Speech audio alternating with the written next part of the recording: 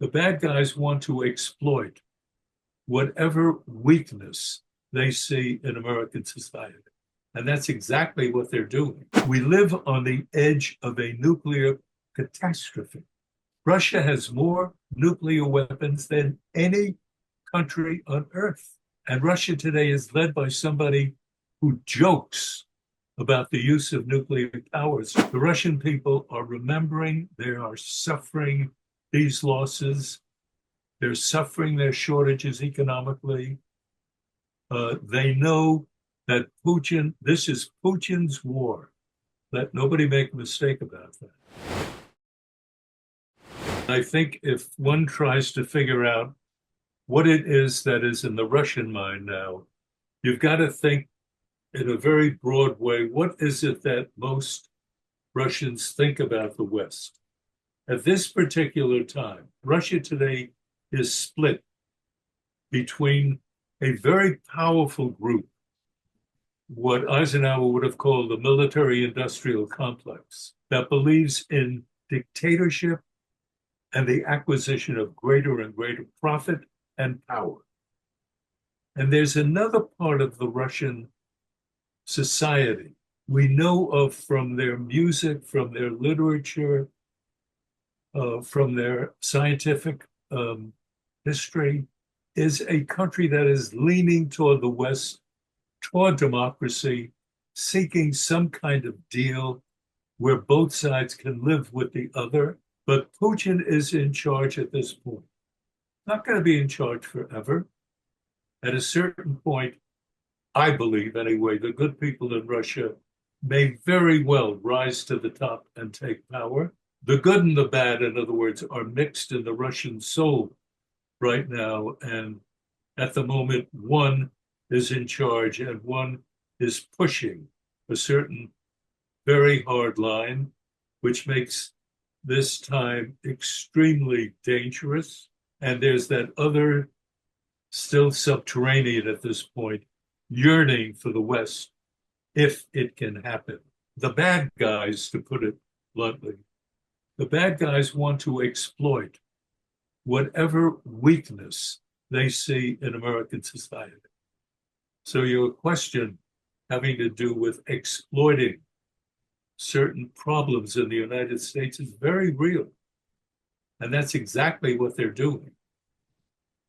When we take into account that Russia today, as in Khrushchev's time, as in the Tsar's time, Russia has always had this split between East and West, but the West tugs on its conscience.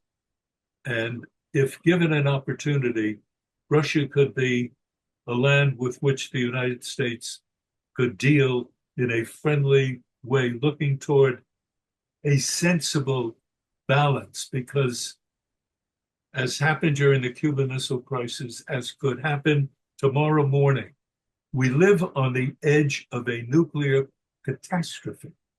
I know that as a nation, we've managed to put that all to one side, and we don't really believe it. But it's there. Russia has more nuclear weapons than any country on earth. And Russia today is led by somebody who jokes about the use of nuclear power. It's nothing funny. It is a calamity and must be contained. And therefore, the kind of leadership that we have must be able to deal with the real leadership of Russia and deal with it successfully. Eric wants to know, do you think the U.S. sanctions on Russia were helpful? Didn't they push Russia to collaborate with Iran and China? Well, I believe that the sanctions that were applied since the end of the Ukraine war started have been effective. It's taken a long time, but if you examine what is going on right now, the Russian economy is teetering on disaster, but it's not there quite yet. Inflation rate goes up to 10% now. You want to borrow money in the bank? 21% is what you're going to pay on a rate. 21%. Why is that? Because Putin has put Russia on a wartime footing. 40% of the Russian budget today goes directly to military supplies. 30% goes to what they call internal security. Why do you have so much money devoted to internal security if you are in charge of a country that believes in your leadership? But underneath, there are wives and daughters who have lost, we're talking about 150,000 Russians who might already have been killed in this war. 400,000 or 500,000 wounded.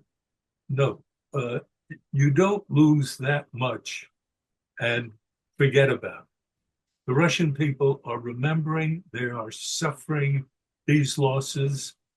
They're suffering their shortages economically. They know that Putin, this is Putin's war. Let nobody make a mistake about that. He's the one who started it. He's the one who thought the war would end inside of a week. He's the one responsible for all of these deaths, not only in Russia, but he's destroyed chunks of Ukraine as well. A number of people have asked about Navalny, and Yes. if there is anybody in the wings to replace him as an opposition leader to Putin, and if that person could possibly have any impact. Right. No, I wish that I could say there were many Navalny's around, but there were, and there aren't. I believe that when Putin goes, and I believe he will go in less time than is currently assumed, but when he goes, he'll be replaced probably by someone from the same military industrial security complex. There'll be another type who could feel that he could do things a lot better than Putin. One of the things about a dictatorship that lasts as long as his is the dictator is generally the last person to know that he's in trouble because everybody around him is afraid to tell him. So he lives in a little bit of an artificial, unreal bubble. And in Putin's mind, he is brilliant and he feels he can do anything that he wants. And so he doesn't have to listen, but the people around him know what's going on more often than he knows what is going on.